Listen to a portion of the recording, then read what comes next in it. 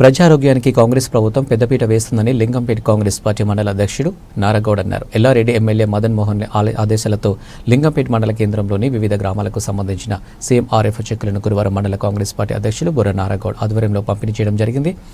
ఆర్థిక ఇబ్బందులతో బాధపడుతున్న ప్రజలకు చికిత్స నిమిత్తం LOCలు అందజేస్తూ చికిత్స చేయించుకున్న వారికి CMRF చెక్కులను అందజేస్తూ ప్రజారోగ్యానికి కాంగ్రెస్ ప్రభుత్వం పెద్దపీట వేస్తుందని అన్నారు.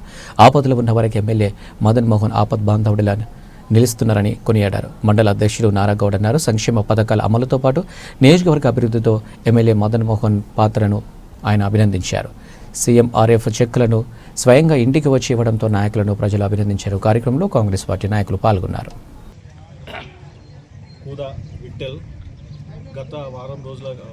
గత నెల కింద ఆరోగ్యం బాగా లేనందున హాస్పిటల్కి వెళ్ళడం జరిగింది. అక్కడ చాలా అమౌంట్ ఖర్చు అయింది. మేము CM రిలీజ్ ఫండ్ కింద అప్లై చేసుకున్నాము.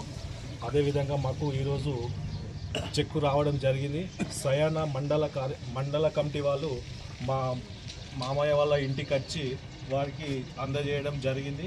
ఈ సందర్భంగా ఎమ్మెల్యే మదన్ మోహన్ అన్నగారికి మేము రుణపడి ఎల్లవేళలా ఉంటామని తెలుపుతున్నాను. ఈ సందర్భంగా కాంగ్రెస్ పార్టీ